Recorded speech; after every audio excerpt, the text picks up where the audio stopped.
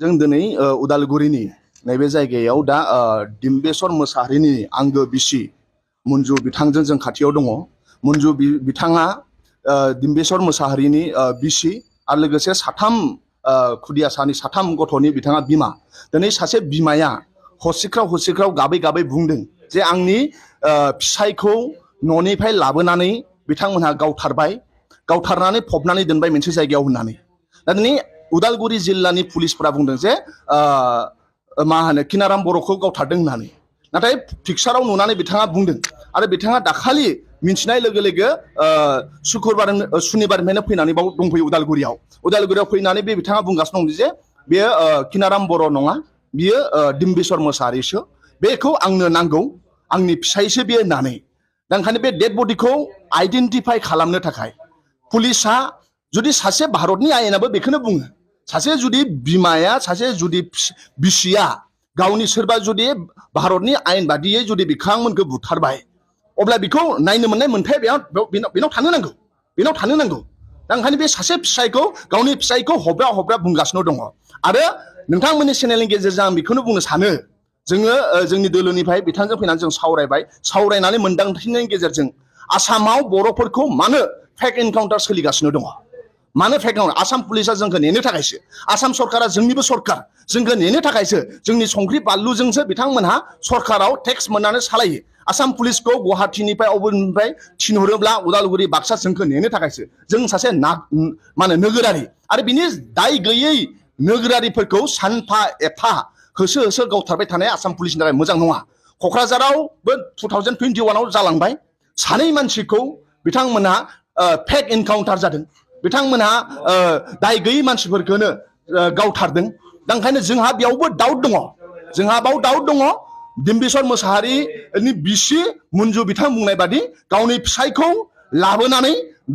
बिथांमोना बेखौ स्क्रिप्टेड किलिं होनदों, साजायनानै आवगायनो प्रि प्लान खालामनानै गावनि दाय गैयै फिसायखौ लाबोनानै बिथांमोना बुथारफैदों होननानै आरो बिनि उनावबो खबर होआखै। दा ओंखायनो जोंनाबो बेनो डिमान्ड जे बियो किनाराम बर'आनो जाथों, डिम्बेश्वर मोसाहारियानो जाथों, जुदि डिम्बेश्वर मोसाहारि नंगौबा नंगौ आरो नङाबा नङा, गोथैखौथ' खनसे देखायफिननो नांगौ ना, नङा होमबा? किनाराम बर'बाथ' बे खोथायानो गैला, बिथाङा साइड जाना थांगोन, नङा होमबा? डिम्बेश्वर मोसाहारिबाथ' बिथांनो गथायनांगोन न'आव, दाय गैयै सासे डिम्बेश्वर मोसाहारिया। दा ओंखायनो आसाम सरकारा दाय गैयै मानसिफोरखौ आसामाव नगावआवबो बिदिनो गावबाय, ओमफ्राय आरो दा क'क्राझारावबो 2021आव गावदों। मानो आसाम सरकारा दाय गैयै मानसिफोरखौ साजायनानै गावथारगासिनो दङ? आरो क'क्राझाराव जानाय समावबो मोनफ्रोमबो आफादफोरा डिमान्ड खालामदोंमोन गोजौ थाखोनि बाव तदन्त जानो नांगौ होननानै, न'खरनि मानसिफोरखौ न्याय होनांगौ होननानै। नाथाय क'क्राझारनि केसावबो न्याय मोनासै, तदन्त जायासै। एबारबो जोंबो बुंदों, गोथै सहखौ मोनखांनायनि उनाव जुदि बे डिम्बेश्वर मोसाहारिब्ला बिथांनाव साथाम गथ' दङ, सासे गथ'आ मेट्रिक परिखा लिरगोन देग्लाय, मेट्रिक परिखाया जासिगोनसो, बिमा जानानै गावनि फिसालाजोंसो थाफानो नांगौ, फरायनायनि खोथाखौ बुंनो नांगौ, हेफाजाब होनो नांगौ। दिनै फिसाला मेट्रिक परिखा होगोनखौ गारनानै बिथाङा दिनै गावनि फिसायनि गोथै सहखौ बिफैगासिनो दङ, बे किनाराम बर' नङा आंनि फिसायसो होननानै। बेयाव आसाम पुलिसा मानो बाजानो नांगौ? आरो बिथांमोना मोनसे एप्लिकेसन होदोंमोन मा होनो पुलिसनो, जे बे जोंहा डाउट दङ आरो जोंहा मा होनो मिथियो बे किनाराम बर' नङा, बेयो डिम्बेश्वर मोसाहारिसो, ओंखायनो बेखौ जावखांनांगौ होननानै। बे एप्लिकेसनखौबो आसाम पुलिसा लायाखै। मा बिथाङा नोगोरारि नङा नामा? नोगोरारिबाथ' साफ्रोमबो मानसिफोरखौ मोजां न्याय होनो नांगोन ना, मानो न्याय होआखै? ना बर' हारिखाय न्याय होआखै नामा? जोंहा डाउट दङ हिमन्त बिश्व शर्मा सरकार सालायनायनाव, बिजेपि सरकारनिफ्राय जोंहा डाउट दङ। क'क्राझारावबो जाबाय फेक एनकाउन्टार, गथ' खुदिया दङ क'क्राझाराव जायखौ दाय गैयै मानसिनो दाय साजायनानै गावथारबाय, बिथाङाबो बोसोरनै खुदिया दङ। दा बिथांमोनासो मिथिगोन, उन्दै बैसोआव गावनि फिसायखौ दाय गैयै फिसाया दाय साजायनानै गावथारजानाय, बिथांमोना न'खर संसार दङ, फिसा फिसौ फोरोंनो नांगौ, बोरै फोरोंगोन सासे हिनजाव मानसिया? दा ओंखायनो जों बुंदों, एक नाम्बार बे डेड बडिया किनारामानो जाथों, डिम्बेश्वरानो जाथों, नाथाय बिथाङा बेखौ 100% सियर होनदों बे आंनि फिसायसो। ओंखायनो बेखौ आसाम पुलिसा खिन्थाना होनांगौ, जावखांनानै देखायनो नांगौ। आरो जुदि बे डिम्बेश्वर मोसाहारिब्ला बिथांनो न्याय होनो नांगोन। बिथाङा थांना थानायनि खोथा दङ, फिसा फिसौखौ फोरोंनायनि खोथा दङ, आरो जोंनि दोलोनिफ्राय जानानै जों बिथांजों अरायसम गसंफागोन, बिथाङा जास्टिस मोननांगौनि थाखाय जों अरायसम गसंफागोन। आरो जों जेला बिसिबां डिमान्ड बिदों, क'क्राझारानो जा उदालगुरियानो जा फेक एनकाउन्टाराव मालाबाबो तदन्त नागिरदों बर'नि माहारियारिफ्राबो तदन्त बिदोंमोन क'क्राझाराव जानाय फेक एनकाउन्टाराव नाथाय आसाम पुलिसा तदन्तखौनो खालामाखै मानो मोनसे प्रि प्लान एसे स्क्रिप्टेड लिरनानै लानानै बुथारदों दाय गैयैखौ बेखौ खिन्थु बर' हारिया सह्य खालामनो हानाय नङा सानफा एफा दाय गैयैखौ गावथारबाय थायोब्ला आरो जुदि दाय गोनांखौ गावथारदों जुदि किनाराम अब्लाबोथ' दायखौ बिदि आखायाव लानो हायाना आयेन बादि साजा होगोन जुदि किनाराम बर'आ बे ओनसोलाव जुदि बिहा गोबां केस दङब्ला बिथांखौ जुदि माबादोंब्ला आयेना केस होगोन ना नङा होमबा इनकाउन्टार माने मा मोननै साइडनिफ्राय गावलायनायखौसो इनकाउन्टार होनो मोनसे साइडनिफ्राय गावनायखौ इनकाउन्टार होना बेखौ सुद होनो गावथारनाय नङा होमबा जुदि किनाराम बर'ब्ला बिबो आयेन बादिसो जानो नांगौ नङा होमबा आयेन बादिसो जानो नांगौ बिथाङा जुदि केस दंबा बेखौ हाइ कर्ट सुप्रिम कर्ट थांथों दा ओंखायनो जोंनिफ्राय जों बारे बार बुंनायनि उनावबो बर'फोरनि गेजेराव इनकाउन्टार जागासिनो दङ गुबुन गुबुन हारि माहारिनि गेजेराव इनकाउन्टार जागासिनो दङ आसाम सरकारा बे हिमन्त बिश्व शर्माया हिटलारनि सासन खालामगासिनो दङ ओंखायनो जों बेसेबां तदन्त बिदोंब्लाबो बिथांमोना तदन्त होआ आरो बिथांनोबो साख्रि होनो नागिरनाय नङा बिथांमोनहा नाथाय जों जिराया बारलांबाय दैज'आ मोनसे दैज'निबो मोनसे सिमा थायो क'क्राझाराव इनकाउन्टार जानायावबो जों नेबाय डिमान्ड खालामबाय नाथाय एबार जोङो बे बाक्सानि जुदि बे डिम्बेश्वर मोसाहारि गोथै सेलेरा जुदि ओंखारोब्ला जों एबार जिराया जोंनो नांगोन न्याय आरो सानसे समाव बिदि जागोन जाय पुलिसफ्रा जाय आसाम पुलिसफ्रा दाय गैयै मानसिफोरखौ प्रि प्लान खालामनानै गावथारदों बे मोनफ्रोमबो तदन्त जागोन आरो जुदि गोजौ थाखोनि सोरबा जुदि दैदेनगिरि दाय गैयै साजायनायखौ गावथारनायाव जुदि लोब्बा दंबा बिथांमोनाबो तदन्त जागोन सानसे जागोन बेखौ गोसोआव लाखि बे बुहुमाव बेसेबां गिदिर बिथांमोनाबो सबबो साजा मोनजोबदों इसोर दङ बिथांजों इसोर दङ सासे बिमा जानानै बे गाबै बिखाया गावग्लिजोब्बाय मेगननि मोदै गगासिनो दङ गावनि फिसायनि देहा माने फिसायनि सोलेर माने डेड बडिखौसो बिगासिनो दङ बे बिमानो न्याय होनांगोन बे बिसिनो न्याय होनांगोन बिनि फिसायनि बिथाङा नागिरगासिनो दङ दा दिनै मा होनो दिनै 10ता बाजिनि खोथा बुंदोंमोन दाथ' 12ता जालांबाय दासिमबो गैया दाखालिनिफ्रायनो बिथांमोना बाव मोनसे हटेलाव दंगासिनो दङ आरो बिसोर नेबावबाय थागोन ओंखायनो जोंहा फुरा डाउट दङ आसाम पुलिसनाव आरो आसाम पुलिसनि उदालगुरि डिस्ट्रिक्टनि बे आसाम पुलिसनाव जोंहा डाउट दङ ओंखायनो बेखौ जुदि बिथाङा सासे बिमाया बिदों बिसिया बिदों बेखौ न्याय होनो नांगौ आरो नङाबा जुदि फैबाय थानाय समाव जुदि माबा मोनसे एक्सिडेन्ट जायोब्ला आसाम पुलिसा मोनफ्रोमबो दायखौ लाजोबनांगोन माबा मोनसे एक्सिडेन्ट जाबावोब्ला बिथाङा उनाव जुदि माबा मोनसे एक्सिडेन्ट जायोना बिथांनि न'खराव जुदि माबा मोनसे एक्सिडेन्ट जाबावोना उन परिस्थितियाव मा जागोन बेखौ जों रावबो बुंनो हायाखै बेखौ खिन्थु आसाम पुलिसा उदालगुरि डिस्ट्रिक्टआ बेखौ रेसपन्सिबिलिटि जागोन बेखौ जोंनिफ्राय बुंबाय आरो बिथाङा न्याय होथारनो नांगोन जों अराय सम जोंनिफ्राय गसंफागोन सासे बर' बिमाया सासे बर' मा होनो बिसिया दिनै हस्रिखाव गाबदों बिथांजों बर' रायजो राजा दं आसामनि गुबुन गुबुन हारि माहारिनि रायजो राजाया बिथांजों दङ बेखौ जोङो दैज'निबो मोनसे सिमा दङ बे दैज'आ बारलांबाय आरो फेक इनकाउन्टार जाबावनो नाङा जोंनियाव बेनि थाखाय जोङो मोनफ्रोमबो माहारियारि आफादफ्राबो खोथा बुंनो नांगोन अराय सम बिथांजों गसंफायो जोंहा बेखौ फोथायनाय दङ पुलिस प्रशासना प्रपार इनभेस्टिगेट गैयागारा माब्रै बेखौहाय किनाराम बर' होननानै किनाराम बर'नि न'खराव माबायदि दैथायहरनो हाखो दा बेखौनो पुलिसफोरा लुजारबाव बेखौ मोनसे प्रि प्लान खालामखानायखाय बिसोरो जुदिहाय किनाराम बर'ब्लाबो बेखौ आइडेन्टिफाइ खालामनांगोन नङा पुलिसानो जुदि आइडेन्टिफाइ खालामनोनो हरनि गेजेराव बिथांमोना बेखौ मावबाय बेयाव जोंहा फुल डाउट दङ बे प्रि प्लान मिथिबाय ना आरो जुदि बे किनाराम बर'ब्लाबो बे मोनसे सिस्टेमजों थांनांगौ आयेनजों नङा होमबा पुलिसानो जुदि आयेनखौ गावसिनि आखायाव लायोब्ला दाय गैयै मानसिखौ जुदि बिसोरनो दाय साजायोब्ला पुलिसनि सायावबो जोंहा जुदि फोथायनाय गैयाब्ला सोरनि सायाव फोथायनाय थाबावनांगौ सरकारा जुदि न्याय होआखैब्ला न्याय होग्रा पुलिसफ्रानो न्याय होआखैब्ला डिसि अफिसफ्रा न्याय होआखैब्ला सोरनि सायाव जोंहा फोथायनाय थाबावनांगौ ओंखायनो सासे बिमाया बे फोथायनाय जोबनानै दङ ओंखायनो बे प्रि प्लान होनदों बिथाङा बुंदों प्रि प्लान गावनि फिसायखौ न'निफ्राय लेंबोनानै गावथारदों आरो ओंखायनो बिथांनो न्याय होनांगोन होनदों माबायदि न्याय जागोन बिथाङा गावनि खुगानिफ्राय बुंगोन आरो दायो जों जिबायदि नुबाय दा ना पुलिसफोरा जों जाहैबाय नाफाम हारिया बर' हारिया जों लेखा रोङा जोंखौ बिथांमोना फिदिंना दोननो नागिरो जोंखौ गुबुन गुबुन आयेननि खोथा बुंनानै बिथांमोना सिगि सग' खालामनानै दोननो नागिरो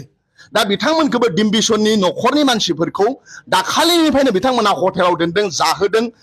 गोथै सह'खौ जावखांनानै देखायगोन होनबाय थादों देखायाखै देखायगोन होनबाय थादों देखायाखै थारमाने दायथ' दंना दाय दङ पुलिसा बाव जोंहाबो डाउट दङ उदालगुरि पुलिसा जे बाव दाय दंथारो माबा मोनसे दंथारो ओंखायनो दिनैसिमबो गिनानै डेड बडिखौ बिथांमोना जावखना देखायहोनो हायाखै ओंखायनो बिथांमोना दिनै बिथांमोनखौ हटेलावनो दोनबाय थादों जागोन जागोन जागोन होनबाय थादों सुनिबार बारलांबाय देवबार बारलांबाय दिनै नै समबाराबो बारलांसिगोन आरो बेसे नेबावनांगौ जाखो ओंखायनो जोंहा डाउट दं उदालगुरि पुलिसनिफ्राय जोंहा डाउट दङ आरो बेजों लोगोसे किनाराम बर'नि बेलायाव सारा मा बुंनो सानो आं किनाराम बर'नि बिसि आरो किनाराम बर'नि न'खरनि मानसिफोरजों दासिमहालागै सावरायनो मोनाखै आरो जि खोनादों ससियेल मिडियानिफ्राय आरो बे बिथांनिफ्राय आरो बे नंगौ जुदि गावनि फिसायखौ सिनायनो हायै सोर बिसि दं गावनि फिसालाखौ सिनायनो हायै सोर बिमा दङ गावनि बिफाखौ सिनायनो हायै सोर दङ गावनि फिसायनि ड्रेसखौ सिनायनो हायै सोर दङ बेथ' गोबाव सम नङाना बोसोरथाम 10 बोसोर 20 बोसोर गैया आं मा ड्रेस गानखो नङा न'आवनो थाबाय थानाय नङा होमबा दा ओंखायनो जुदि किनाराम बिसिया गावनि फिसायखौनो सिनायाखैब्लाथ' बे दुखुनांथाव बाव जोंहा डाउट दङ नङा होमबा किनाराम बर'नि बिसिया गावनि फिसायखौथ' सिनायथारनांगौना आरो जुदि सिनायामालासिनो आसाम पुलिसजों बा उदालगुरि पुलिसजों जुदि लोगो नांनानै पुलिसनि जानानै बा पुलिसनि फाव फान्दायनायाव बिथांमोनहा जुदि डिम्बिसर मोसाहारिखौनो किनाराम बर' होननानै जुदि थगायफ्लादोंब्ला बिनिफ्राय देरसिन आरो बुहुमाव देरसिन पाप जानाय नङा मानो होनबा किनारामनि बर'नि बिसि आरो मा होनो डिम्बिसर बर'नि बिसि नङा होमबा बिथांमोना बिसि नङा होमबा बेबो सासे किनाराम बर'नि बिसियाबो सासे बिसि नङा होमबा दा मालायनि बिसिखौ बिदि मा होनो अयनाय खालामनो मोननाय नङा बे बिराद गिदिर अयनाय जागोन किनाराम बर'नि बिसिया जुदि मिन्थिनानै डिम्बिसर मोसाहारिखौ जुदि गावनि फिसाय होनफ्लादोंब्ला पुलिसजों लोगो नांनानै अब्ला बिनिफ्राय देरसिन आरो पाप आरो अयनाय जानाय नङा सासे बिहामजोआ गुबुन सासे बिहामजोखौ सासे बिमाया गुबुन सासे बिमाखौ सासे बिसिया गुबुन सासे बिसिखौ अयनाय खालामनाय जागोन ओंखायनो बिनि थाखायनो डिम्बिसरनि बिसिया प्रपार जास्टिस नांगौ आंनो देखाय आंहा डाउट दङ आंनि फिसायसो बे होननानै बिगासिनो दंना बे आसाम पुलिसा मानो होनो हायाखै मानो जाहो लोङो हटेलाव मानो दोनबाय थाखो मानो दाहाय जागोन होनना मानो दोनबाय थाखो मानो ओंखारलांनो होआ बावनो थाबाय था मानो बुङो एप्लिकेसन होनायखौबो मानो आजावा बे जोंहा डाउट दङ ओंखायनो बेयाव बिनो जास्टिस होनो नांगौ बेखौ जों जास्टिस बिनो थाखाय बिथांजों गसंफानो थाखाय दाय गैयै मानसिफोरखौ बेबायदि दाय साजाना जाहाथे गावथारनो नाङा उनाव बिनि थाखाय जों बिनो जास्टिस बिनो फैदों आरो जों अराय सम गसंफागोन जोंनि बर' हारिया थारैनो दा बेनि थाखाय एखुथा जानांनि सम फैबाय खिन्थु जों दासिमहालागै नुनो मोनाखै एखुथा जानायखौ दा बेजों लोगोसे गोबाङैनो बेयो फार्स्ट टाइम नङा जाबाय थादों जोंनि बर' बिटिआर हालामाव बेनि बेलायाव सारा माबायदि गोख्रै जागासिनो दङ रावबो पार्मानेन्ट नङा पलिटिकेला पार्मानेन्ट नङा 5 बोसोरनि थाखायल' फैयो थांगोन बियो पलिटिकेल पावारा फैगोन थांगोन नाथाय हारिया अराय सम थाबाय थानो नांगोन जोंनि राव हारि थुनलाइया अराय सम थाबाय थानो नांगोन नङा होमबा हारिनि जेंनायाव सब गसंफानो नांगोन दा ओंखायनो आं खावलायो बर'नि बेसेबांबो सरकारानो जाथों बे सरकारानो जाथों माहारियारि आफादफोरानो जाथों सासे बिमा सासे बिसि हारसिङैनो गाबै फबनाय जायगायाव बिथाङा थांनानै बुंबाय थादों बे आंनि फिसायसो होननानै बेयाव जुदि रावबो गसंफायाब्ला सरकारा जुदि गसंफायाब्ला बे अयनाय जागोन आरो ओंखायनो जोंनि हारियाव मानो जोंनि हारिनि गेजेराव मानो जोंनि हारिखौल' मानो फेक एनकाउन्टार जाबाय थायो मालाबा क'क्राझार मालाबा चिरां मानो उदालगुरि जोंहा आसाम सरकाराव डाउट दङ जोंहा आसाम सरकाराव जोङो बिमा बाथुलनि नोजोरै नायदों नामा जोंहा डाउट दङ ओंखायनो बेबायदि हारि अलखद समाव आं सानो पार्टि सुर्ति आफाद साफादखौ बाद दोन सासे बिमाजों गसंफा बर' हारिया ज' जा सासे बिमानि मेगननि मोदै गोरबो गावस्रानाय बिथांजों जों सबबो गसंफानो नांगौ पार्टि सुर्ति आफाद साफाद बे सब बाद दोन सासे बिमा बर' हारिनि थाखाय सासे हारिनि दाय गैयै मानसिखौ गावथारबाय बे समाव जुदि जों गसंफानो हायाबा ज' जाफानो हायाब्ला माखौ जों हारिनि खामानि मावनाय होननो हारिनि अलखद समाव जुदि हारिनि खोथाखौ बुंनो हायाब्ला जों माखौ जोङो हारिनि खामानि मावनाय होननो ओंखायनो जों फैदों आं अराय सम गसंफागोन बिथांनि जास्टिस नागिरनायाव डिम्बिसर मोसाहारिनि बिसि जुनुआ जुदि जास्टिस नागिरनायाव अराय सम गसंफागोन सारा सासे एजिपिनि दैदेनगिरि जानानै जुदि बिनि बेलायाव थारैनो बिसोरनि न्याय नागिरनायाव जुदि बै डेड बडिखौहाय लांनो थाखाय एप्रुभ होआब्ला नोंथांनि गोख्रों रावा बा मा बुंनो सानो बेनि बेलायाव मुन्जुआ डिम्बिसर मोसाहारिनि बिसि मुन्जुआ खुनु भारतनि बाहेरानि सिटिजेन नङा बे भारतनि नागरिक आसामनि नागरिक सरकारनाव बिथाङा आपिल बिदों बेखौ सरकारा होथारनो नांगोन आरो गावनि फिसाया डेड बडि बेखौ दाय साजायनानै गावथारबाय गावनि फिसाय दाय गैयै फिसायनि डेड बडिखौ लांनो मोननायाव सारा मोन्थाय मोननांगौ बे आसाम पुलिसा जोंनि सायाव अयनाय खालामनाय जागोन सासे बिमाखौ अयनाय खालामनाय जागोन सासे बिसिखौ अयनाय खालामनाय जागोन बियो भारतनि संबिधाना मोनथाय होदों बे मोनलांनो नांगोन जुदि बियो डिम्बिस्वर मुसाहारि बा बिनि डेड बडिखौ बिहा लांनायनि मोनथाय दङ लांनायनि मोनथाय दङ बिहा बे जुदि आसाम पुलिसा जुदि मा होनो बिथांनि डिम्बिस्वर मुसाहारिनि बिसियाव बुंनायाव जुदि बिथाङा मानियाखै गनायाखैब्ला बे आसाम सरकार बेनि दाय जागोन बिनि उन समाव मा सृष्टि जागोन बिनि उन समाव मा परिस्थिति जागोन बेखौ आसाम पुलिसा लानो नांगोन होमबा मुनजुनि गासिबो उनाव मा जागोन जाथायफोर बेखौ आसाम सरकारा लानो नांगोन पुलिसा लानो नांगोन बिनि उनाव मा जाथाय जानो हागौ नङा होमबा ओंखायनो बिनि थाखाय पुलिसा प्रिपेरेसन खालामनांगोन ओंखायनो बिथाङा सासे बिमा जानानै सासे बिसि जानानै गाबै गाबै बिगासिनो दङ आरो बेखौ होनो नांगोन नङाबा भारतनि संबिधाननि एगेन्स्ट बिसोरो पुलिसानो जुदि आयेननि बेरेखा खामानि मावोब्ला सरकारानो जुदि आयेननि बेरेखा खामानि मावोब्ला बोरै जानांगौ जाखो आं साराव लास्ट सोंथि खालामो